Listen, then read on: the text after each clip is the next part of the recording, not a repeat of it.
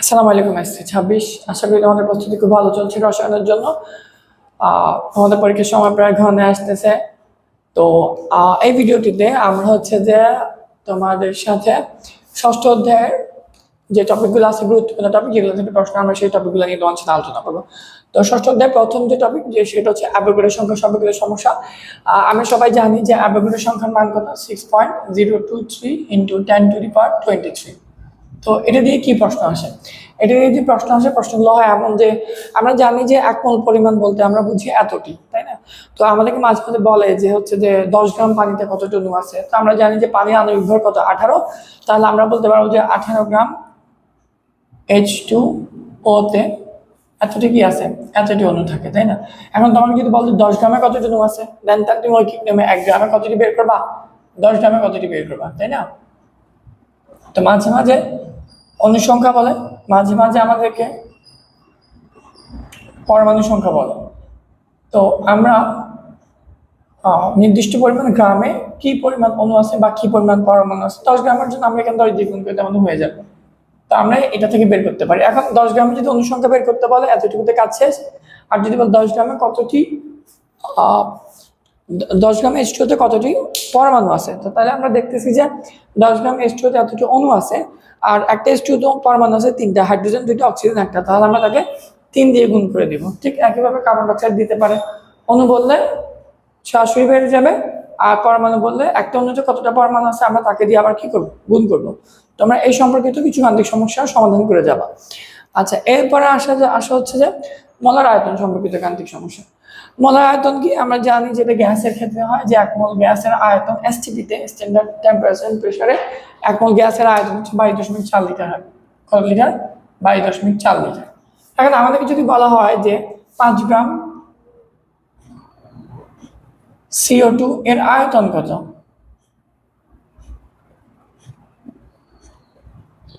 আমরা জানি 1 মোলের আয়তন হচ্ছে 22.4। কার্বন ডাইঅক্সাইড 1 মোল হচ্ছে কত, 44 গ্রাম।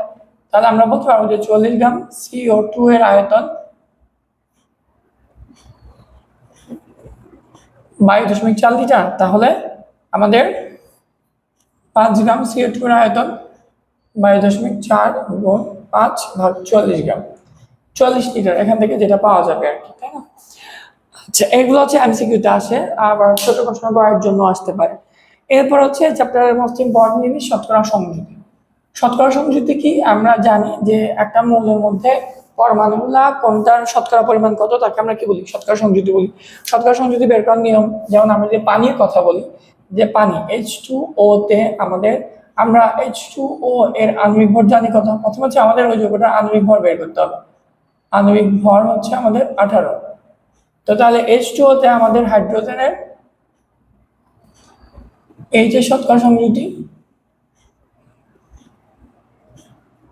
বের করার প্রসেস কি, নিচে হবে আণবিক ভর, উপর হবে হাইড্রোজেনের সংখ্যা। তাহলে হাইড্রোজেনের পারমাণবিক ভর 1 গুণ তার সংখ্যা গুণ 100%। এটা মেবি হচ্ছে 11.11% হবে। আর অপরদিকে ও এ শতকরা সংযুতি কত হবে, H2O তে নিচে হচ্ছে 18, আর H2O তে ও এর পরিমাণ হচ্ছে 16 গ্রাম। কত গ্রাম? 16 গ্রাম। 16 গুণ 100%, তাহলে এটা হয়ে যাবে হচ্ছে আমাদের 88.89% হয়ে যায়। তো এভাবে অন্য সালফিউরিক অ্যাসিড, কার্বন ডাইঅক্সাইড, অন্যান্য আরো যে যৌগগুলা, কপার সালফেটের সাথে যে 5 পানি থেকে তুতে, এদের শতকরা সংযুতি পরীক্ষা আসে। আচ্ছা, তাহলে এরপর আমরা চলে যাবো স্থূল সংকেত ও আণবিক সংকেত। স্থূল সংকেত, এটাও আরেকটা ইম্পর্টেন্ট টপিক এই চ্যাপ্টারের। তো স্থূল সংকেত কিভাবে বের করতে হয়? স্থূল সংকেত বের করার জন্য আমাদের সর্বপ্রথম হচ্ছে যে, তোমরা সবাই এটা পারো বা এগুলো পারো, তারপর তোমাদের সাথে এগুলো আরেকবার রিভাইজ করে দেওয়া বা মনে করাই দেওয়া যান, তোমাদের টপিকগুলো ভুলে না, মানে তোমার টপিকগুলো ভুলে না যাও রিভিশন করতে। তো যাই হোক, স্থূল সংকেতের যে ব্যাপারটা, স্থূল সংকেত হচ্ছে যে আমরা জানি স্থূল সংকেতে কি থাকে, যে একটা যৌগে কি কি পরমাণু থাকে তার আনুপাতিক, তার অনুপাত থাকে স্থূল সংকেতে, বা একটা আনুপাতিক একটা রূপ পাওয়া যায় স্থূল সংকেতে। তো স্থূল সংকেত বের করার জন্য প্রশ্নের মধ্যে আমাদেরকে হচ্ছে শতকরা সংযুতি কখনো দিয়ে দেয়, আবার কখনো দেয় না। যদি শতকরা সংযুতি না দেয়, তাহলে তোমাকে ফার্স্ট অফ অল হচ্ছে শতকরা সংযুতি বের করতে হবে।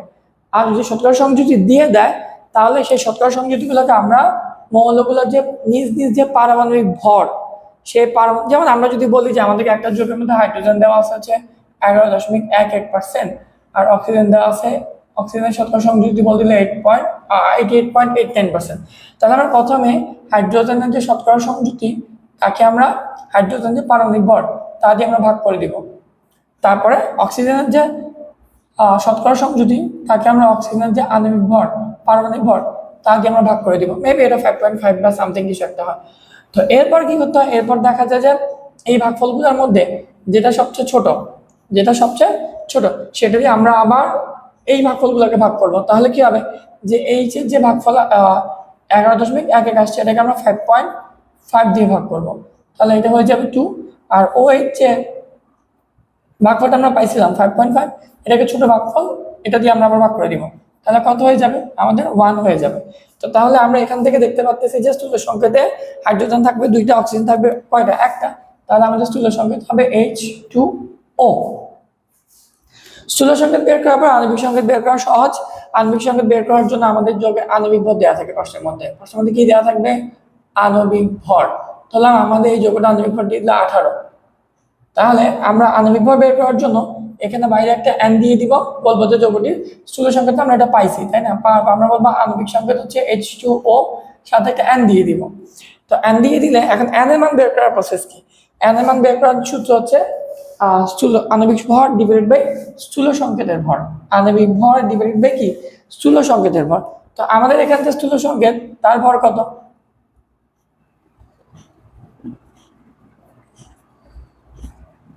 আমাদের স্থূল সংকেতের ভর হচ্ছে 1 গুণ 2 যোগ 16, আমাদের স্থূল সংকেতের ভর হচ্ছে 18 গ্রাম। তাহলে আমাদের n সমান কত হবে, উপরে স্থূল সংকেতের ভর আণবিক ভর যেটা আমাদের প্রশ্নে দেওয়া ছিল 18, নিচে স্থূল সংকেতের ভর 18, দ্যাট মিনস আমাদের n এর মান 1। তো n এর মান 1 হইলে তার মানে আমাদের যৌগটা আণবিক সংকেত হচ্ছে H2O। এখানে 1 দিলে H2O থেকে যাবে। কখনো কখনো এটা 2 পাওয়া যেতে পারে, কখনো কখনো 3 পাওয়া যেতে পারে। আচ্ছা, কখনো কখনো প্রশ্নের মধ্যে আমাদেরকে আণবিক ভর না দিয়ে ভাস্প ঘনত্ব দিতে পারে। কি দিতে পারে, ভাস্প ঘনত্ব। এখন যদি ভাস্প ঘনত্ব দেয়, ভাস্প ঘনত্বকে 2 দিয়ে গুণ করলে, এটাকে 2 দিয়ে গুণ করলে আমরা পাই যাবো হচ্ছে আণবিক ভর। ভাস্প ঘনত্বকে 2 দিয়ে গুণ করলে কি পাওয়া যাবে, আণবিক ভর। আচ্ছা, আর যদি শতকরা সংযুতি প্রশ্ন দেওয়া না থাকে তোমাকে খুব ভালো করে খেয়াল করতে হবে শতকরা সংযুতি দেওয়া আছে কি নাই। যদি দেওয়া না থাকে সেটা বের করতে হবে। শতকরা সংযুতি দেওয়া না থাকলে প্রশ্নটা কিভাবে হয়, তখন বলে দেয় যে একটা যৌগের এতটুকুকে বিশ্লেষণ করে, বলে যেতে পারে যে একটা যৌগের 20 গ্রামকে বিশ্লেষণ করে 18 গ্রাম আমরা হচ্ছে যে এই মৌল পাইলাম, এবং হচ্ছে 2 গ্রাম অমুক মৌল পাইলাম। তো এখান থেকে আমাদেরকে এই যে এখানে আমাদেরকে 100 জন্য বাইর করতে হবে। আমরা বলবো যে 20 গ্রাম থেকে পাওয়া যায় হচ্ছে 18 গ্রাম, 1 গ্রাম থেকে কত গ্রাম, 100 গ্রাম থেকে কত গ্রাম আমরা বের করবো, ওইটা হচ্ছে ওই মৌল শতকরা সংযুতি। সিমিলারলি অপর যেটা 2 গ্রাম পাওয়া গেছে, আমরা বলবো যে 20 গ্রাম থেকে পাওয়া যাচ্ছে 2 গ্রাম, 1 গ্রাম থেকে কত গ্রাম, 100 গ্রাম থেকে কত গ্রাম। এগুলো পাওয়ার পরে আমরা আমাদের এইখানে যে আমরা ধাপগুলো ফলো করছি সেই ধাপগুলো আমরা ফলো করবো, তাহলে আমাদের স্থূল সংকেত ও আণবিক সংকেত চলে আসবে। আচ্ছা, এরপরে হচ্ছে আমাদের মোলারিটি। মোলারিটি কাকে বলে, এটা পরীক্ষা প্রশ্নে আসতে পারে, ছোট প্রশ্ন বা হচ্ছে যে এসকিউ বা ক এর জন্য। মোলারিটি হচ্ছে যে 1 লিটার আয়তনের দ্রবণে যে পরিমাণ দ্রবীভূত থাকে তাকে তার মোলারিটি বা ঘনমাত্রা বলে। আর 1 মোলার বলতে কি বোঝায়, যদি কোন একটা 1 লিটার দ্রবণের মধ্যে যদি 1 মোল পরিমাণ দ্রব দ্রবীভূত থাকে তখন তাকে আমরা বলি 1 মোলার। আর যদি 0.5 মোল দ্রবীভূত থাকে, তখন তাকে আমরা বলি সেমি মোলার। 0.5 মোল হলে সেমি মোলার হবে।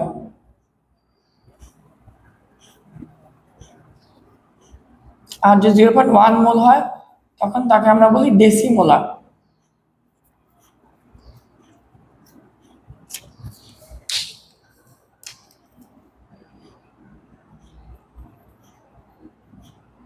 ডেসিমোলার বলা হয়। তো ডব্লিউ সূত্রটা দিয়ে আমাদেরকে কখনো কোনো ডব্লিউ বের করতে হয়। দেখা যায় একটা পাত্রের মধ্যে আমাদের একটা যৌগ দেওয়া আছে, সেই যৌগটার ভর দেওয়া আছে বা আয়তন দেওয়া আছে, আর যৌগের সংকেত দিকে আমরা আণবিক ভর m বেরই করতে পারি। এখানে s হচ্ছে ঘনমাত্রা, b হচ্ছে আয়তন, m হচ্ছে কি আণবিক ভর। তো আমাদের কখনো কখনো দেখা যায় যে s v m প্রশ্ন দেওয়া থাকে, ওইখান থেকে আমাদেরকে ডব্লিউ বের করতে হয়। আবার কখনো কখনো দেওয়া থাকে হচ্ছে যে আমাদের ডব্লিউ দেওয়া আছে, ভি এবং এম দেওয়া আছে, আমাদের এস বের করতে হবে। বিষয়টা এরকম হয় যে আমরা এরকম পাইতে পারি যে ধর একটা পাত্রের মধ্যে আমাদেরকে বলে দিল যে NaOH, এখন এটা বলে দিল 10 গ্রাম আছে, আর পাত্রে আমাদেরকে দেখা দিল হচ্ছে 500 ml। দেন এখানে বলতে পারি যে এখানে সোডিয়াম হাইড্রোক্সাইডের ঘনমাত্রা বের করো।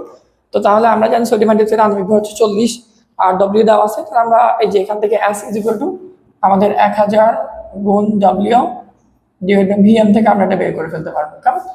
আচ্ছা, আবার কখনো কখনো দেখা যাবে যে আমাদের এস দেওয়া আছে, ভি দেওয়া আছে, এম দেওয়া আছে, ডব্লিউ বের করতে হয়। মাঝে মাঝে আবার এমন বলে যে অমুক যৌগের এত ml এত মোলার দ্রবণ তৈরির প্রক্রিয়া বর্ণনা করো। তো সেই ক্ষেত্রে হচ্ছে আমরা একদম সরাসরি ডব্লিউ বের করে ফেলবো। ডব্লিউ বের করে ফেলার পরে পরে আমরা বলবো যে এত আয়তনের একটা কলিক্যাল ফ্লাক্সে পানি নিব এবং এই যৌগটা এই এত গ্রাম দ্রবীভূত করবো এবং পরবর্তীতে পানি দিয়ে আমরা 250 ml পূর্ণ করে আমরা এটাকে ঝাঁকিয়ে নিব। তাহলে এটার এত ml এত মোলার দ্রবণ কি তৈরি হয়ে যাবে। এই প্রশ্নটা অনেক সহজ, অনেকে এটা থেকে ঘাবড়ে যায়। এটা থেকে ঘাবড়াবো না, এটাতে আমরা ডব্লিউ বের করে আমরা একটু এক্সপ্লেন করলে আমাদের হয়ে যাবে। আচ্ছা, এরপরে আসা হচ্ছে আমাদের এই চ্যাপ্টারের মোস্ট ইম্পর্টেন্ট টপিক লিমিটিং বিক্রিয়ক।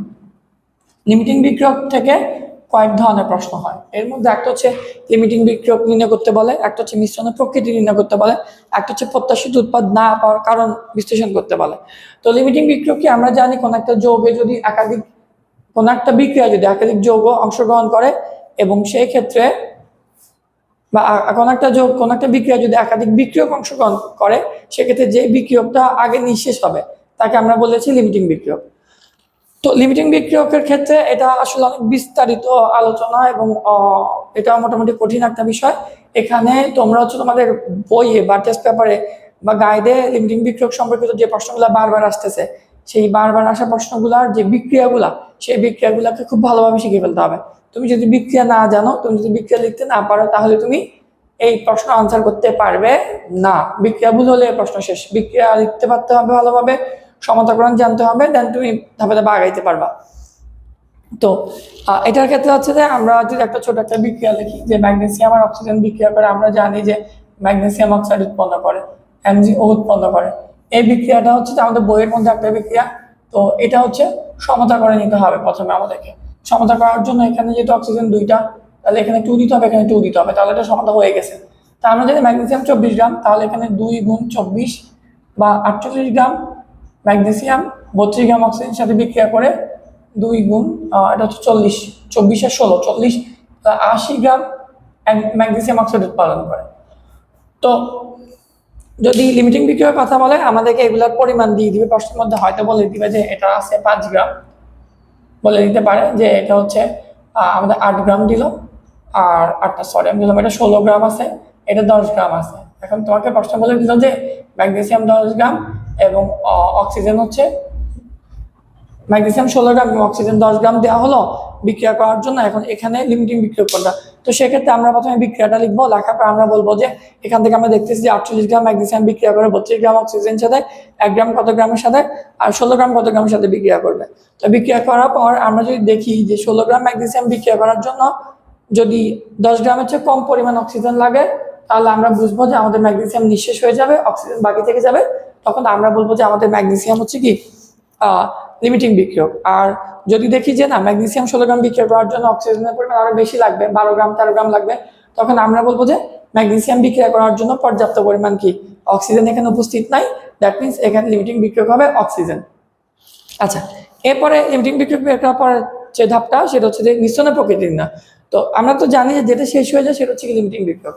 মিশ্রণের প্রকৃতি নির্ণয় করতে গেলেও আমাদেরকে এরকম বলবে যে এমুক এমুক যৌগ বা এমুক এমুক মৌল এত গ্রামকে মিশ্রিত করা হলো, বা একটা দুইটা পাত্রের মধ্যে দ্রবণ আছে, এরকম একটা পাত্র দিয়ে দিবে। এখানে নর্মালি একটা অ্যাসিড একটা খাদ দেয় আর কি। ধর আমি বললাম যে একটা পাত্রে H2SO4 আছে, একটা পাত্রে NaOH আছে। এখানে ধরলাম যে আমার 12 গ্রাম আছে, এখানে ধরলাম যে আমার 20 গ্রাম আছে। এখন বলবো এই দুটোকে একত্রে মিশ্রিত করার পরে হচ্ছে যে মিশ্রণের প্রকৃতি কিরূপ হবে। তো আমরা প্রথমে এগুলোর মধ্যে বিক্রিয়া লিখবো। বিক্রিয়া লেখার পরে আমরা ফাইন্ড আউট করার চেষ্টা করবো যে লিমিটিং বিক্রিয়ক কে। আচ্ছা, লিমিটিং বিক্রিয়ক যে সে তো শেষ হয়ে যাবে, আর যে লিমিটিং বিক্রিয়ক না সে অবশিষ্ট থেকে যাবে না, তাহলে মিশ্রণের প্রকৃতি যে অবশিষ্ট থাকবে তার মতো হবে।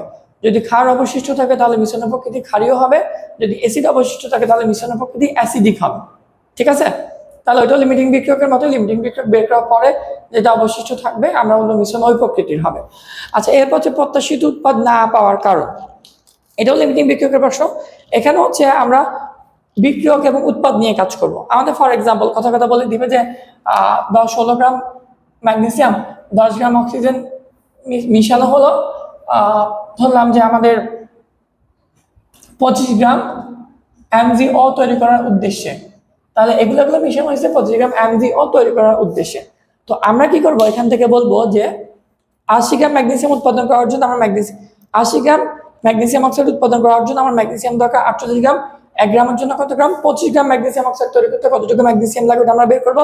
সিমিলারলি আমরা বলবো 80 গ্রাম ম্যাগনেসিয়াম অক্সাইড তৈরি করার জন্য অক্সিজেন লাগে 32 গ্রাম। 1 গ্রামের জন্য কত গ্রাম আর 25 গ্রামের জন্য কত গ্রাম। এটা বের করার পরে আমরা দেখবো যে আমাদের যেই পরিমাণটা লাগবে 25 গ্রাম বানাইতে ম্যাগনেসিয়াম এবং অক্সিজেন যে পরিমাণ লাগবে তাদের মধ্যে যে কোনো একটা এখানে কম পাওয়া যাবে, দেখা যাবে যে কম দিছে আমাদেরকে। তো যেটা কম দিছে সেটা কম থাকার কারণে প্রত্যাশিত উৎপাদ পাওয়া যাবে না। আচ্ছা, এরপর আসছে হচ্ছে উৎপাদের শতকরা পরিমাণ।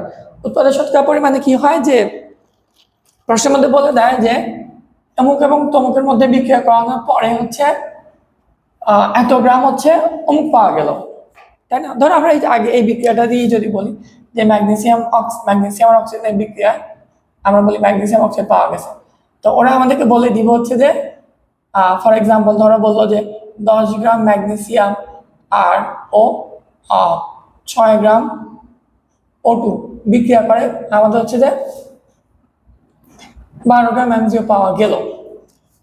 মিশ্রণটাও বললো যে উৎপাদের শতকরা পরিমাণ বের করো। তো আমরা ওরা যেটা পাইছে বলছে আমরা এটাকে ইগনোর করে আমরা এই দুটোটা বিক্রিয়ায় কতটুকু ম্যাগনেসিয়াম অক্সাইড পাওয়া যায় আমরা এটা বের করে ফেলবো। তো আমরা যেটা পাবো আমরা বলবো যে এখানেও লিমিটিং বিক্রিয়ক বের করে নিতে পারলে ভালো। অনেক সময় দেখা যাচ্ছে লিমিটিং বিক্রিয়ক বের করা লাগে, অনেক সময় লাগে না। তো তাহলে হচ্ছে আমরা লিমিটিং বিক্রিয়ক যেটা তার থেকে হিসাব করবো যে এত গ্রাম থেকে এটা পাওয়া যায় কত গ্রাম, 1 গ্রাম থেকে কত গ্রাম, মানে এখানে যেমন এখানে আমাদের 48 গ্রাম না, 48 গ্রাম থেকে পাওয়া যাচ্ছে কত গ্রাম, 80 গ্রাম। তাহলে আমরা 1 গ্রাম থেকে কত গ্রাম বলবো, 1 গ্রাম থেকে কত পাওয়া যাবে, আর আমাদের 10 গ্রাম থেকে কত পাওয়া যাবে। তো হয়তো দেখা যাবে যে এটা হচ্ছে বেশি হবে, ঠিক আছে। তো যদি বেশি হয় তাহলে যেটা পাওয়া যাবে, আমরা ধরলাম যে ফর এক্সাম্পল যেখান থেকে একটা বড় একটা মান পাওয়া গেছে যেটা 12 থেকে বড়, তো তাহলে আমাদের উৎপাদের শতকরা পরিমাণ বের করার যে সূত্র, সেই সূত্রের মধ্যে আমরা বসাই দিব কি, উপরে হচ্ছে পদার্থ পরিমাণ হবে যেটা ওরা প্রশ্নে দিয়ে দিবে, তাই না। আর এটা হচ্ছে হিসেবকৃত পরিমাণ, বিক্রিয়া হতে হিসেবকৃত পরিমাণ, তুমি বিক্রিয়া থেকে হিসেব করার পর যেটা পাবা।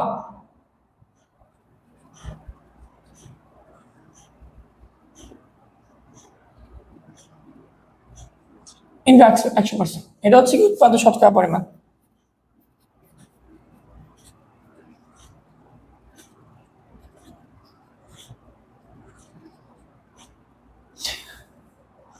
এই হলো হচ্ছে এই চ্যাপ্টারের মোস্ট ইম্পর্টেন্ট যে টপিকগুলা। তোমরা সবাই এগুলো পারো বা কখনো না কখনো পড়ছো, তো আরেকবার হচ্ছে যে এগুলার রিলেটেড কিছু কোশ্চেন বই থেকে খুঁজে খুঁজে একটু কষ্ট করে দেখে যাবা, তাহলে দেখবা পরীক্ষা তোমরা খুব আরামসে আনসার করতে পারবা এবং সবার মধ্যে লিখতে পারবা, কোনো কনফিউশন থাকবে না, কাউকে ডাকাডাকি দরকার হবে না, নিজে কনফিডেন্টলি নিজে আনসার করতে পারবে।